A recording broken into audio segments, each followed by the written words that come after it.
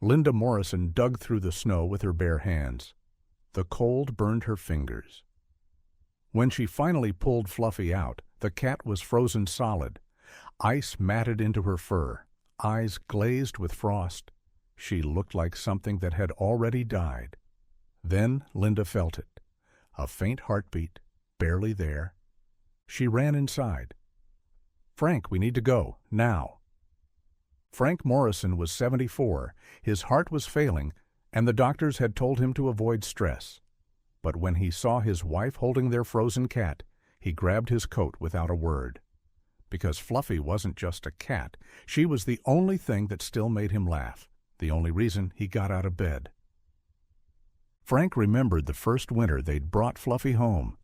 She'd been just a kitten, all fur and attitude. He'd sat on the porch with her one evening as the first snow fell, watching her bat at the flakes drifting down. "Look at you," he'd said, laughing as she leaped and twisted, trying to catch them. Little Hunter. She'd looked up at him with those bright eyes, snowflakes melting on her nose, and he'd known then, this cat was his. Now, 3 years later, that same cat lay frozen in his wife's arms. The drive to the animal clinic of Kalispell took 15 minutes. Frank held Fluffy the entire time, wrapped in a blanket, pressed against his chest. Linda drove in silence, stealing glances at her husband. His hands were shaking, not from the cold, but from fear. Halfway there, Frank leaned down close to Fluffy's frosted ear. "You kept me going," he whispered. "Every single day. Now it's my turn." Linda's eyes blurred with tears, but she kept driving. When they arrived, Dr. Jevon Clark took one look at Fluffy, and his face went still. He'd seen hypothermia before. Frostbitten paws, frozen ears, animals pulled from snowdrifts. But he'd never seen anything like this. Fluffy wasn't a cat anymore. She was a block of ice shaped like one. A cat's normal body temperature is 101 degrees Fahrenheit. The clinic's thermometer bottomed out at 90. When they checked Fluffy, it read nothing. Her body had dropped below what the equipment could measure. By every medical standard, she should have been dead. One of the techs looked at Dr. Clark. The question hung in the air. Is there any point? Dr. Clark looked at Fluffy. Then he looked through the window at the waiting room, at an elderly man hunched in a plastic chair, his wife holding his hand, both of them staring at the door like their whole world was behind it. He saw the faint fog forming on the steel table beneath Fluffy's nose. She was still breathing. "Warm her up," he said. "Everything we've got." What followed was 2 hours of silence. Warm water bottles, heated towels, hair dryers held inches from frozen fur. The team rotated in shifts, melting ice off a cat who showed no sign of life. In the waiting room, Frank and Linda sat side by side. They didn't speak. Linda held his hand. She could feel his pulse, irregular and too fast. She was terrified for Fluffy, and she was terrified for him. Every time the door opened, they stopped breathing, searching the face of whoever walked through. Every time, it was someone else's news. 1 hour passed. The thermometer still couldn't read her.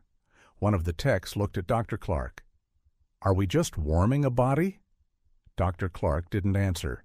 He adjusted the heating pad and kept going. After 90 minutes, the ice had melted. Her fur was damp, matted flat. She looked smaller, fragile. The silence in the room had changed. It wasn't hopeful anymore. It was the silence of people preparing for the worst. Then came a sound, low, guttural, unmistakably angry. Fluffy growled. The tech jumped back, then burst out laughing through tears. "She's mad as hell."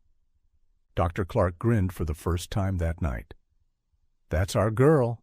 If she's angry, she's alive." He walked to the waiting room himself. Frank looked up. His face was gray with his eyes red. "She's going to make it," Dr. Clark said. "She just growled at us." Frank laughed. It was weak and wet. but it was the first time he'd laughed in weeks. Linda squeezed his hand and started to cry. Over the next hour, her temperature climbed. The team watched the numbers rise, 94, then 96, then 98. But Frank and Linda weren't watching the monitors. They were watching Fluffy. The moment her paw twitched, Linda grabbed Frank's arm. When her eyes flickered open, he let out a breath he didn't know he'd been holding. By midnight, she was stable. By morning, she was discharged, walking out as if the whole ordeal had been nothing more than a bad dream. But one question lingered. How did Fluffy end up frozen in a snowbank 20 feet from the house? She knew this property. She knew where to shelter. The vets found scrapes on her hind legs, maybe an attack, maybe a fall. They'd never know for sure. But something had stopped her from reaching safety as the temperature dropped toward zero. The clinic posted 2 photos on Facebook. In the first, Fluffy looked like a frozen ghost, ice clinging to her fur, eyes dull, barely recognizable.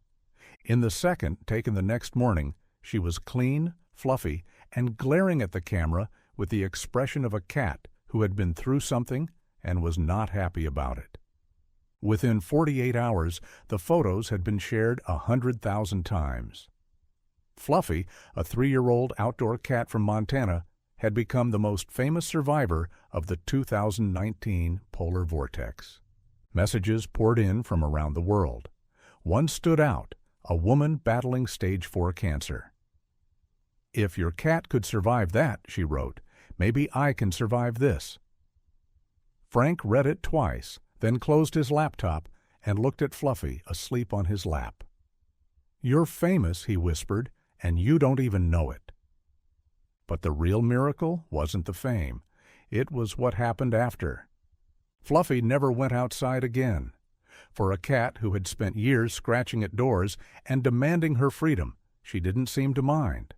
She spent her days on Frank's lap. Every morning, every evening, she'd follow him to the kitchen. She'd sit with him by the window, watching the snow fall. And Frank?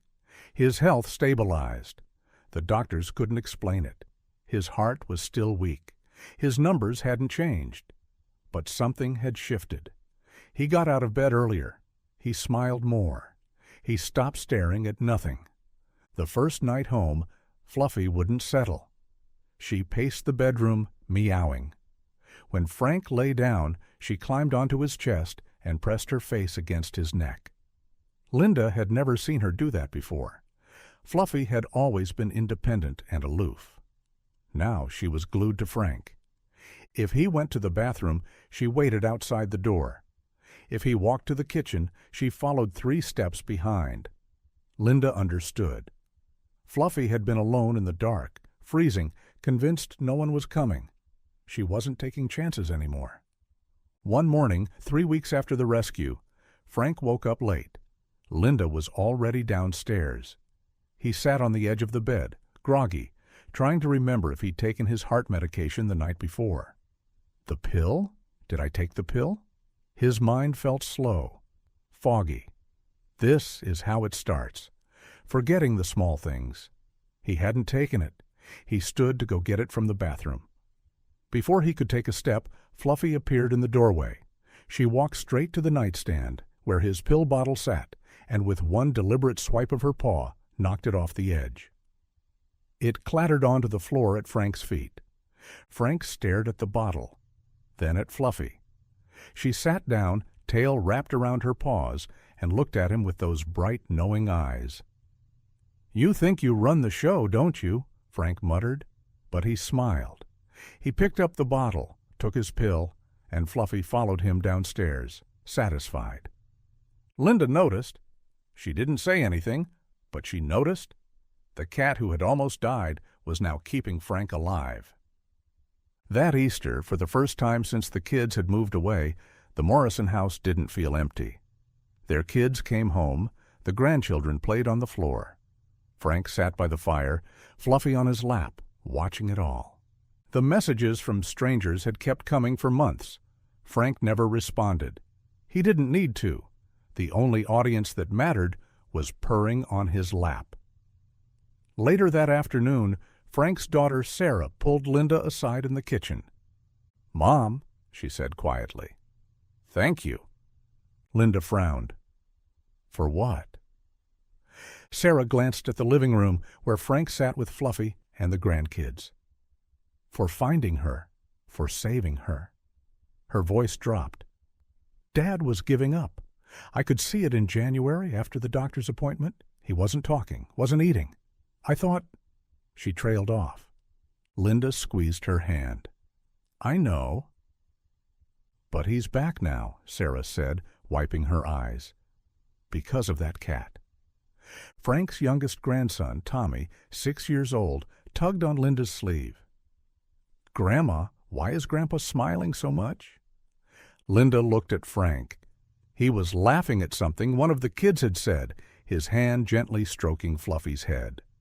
The cat's eyes were half closed, purring so loudly they could hear it from across the room. "Because of Fluffy," Linda said softly. Tommy tilted his head, confused. "The cat did that?" "The cat," Linda confirmed. She came back, and so did he.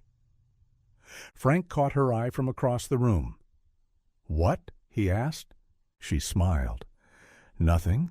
Just glad you're here." Frank looked down at Fluffy, the cat who should have died, the cat who came back, the cat who, somehow, had brought him back too. "Yeah," he said quietly, scratching behind Fluffy's ear. "Me too." Fluffy's incredible rescue happened on January 31st, 2019, at the Animal Clinic of Kalispell, Montana, during the historic polar vortex. Her body temperature had dropped so low it couldn't be measured. The viral photos of her frozen state and miraculous recovery reached millions worldwide. She made a complete recovery and became a happy indoor cat. Thank you to Dr. Jevon Clark and the team at the Animal Clinic of Kalispell for never giving up. The characters of Frank and Linda Morrison, their family story, and Fluffy's role in Frank's health are fictional additions created to honor the powerful bond between pets and their owners. The heart of Fluffy's survival miracle is 100% true. What's your pet's miracle story? Share in the comments below.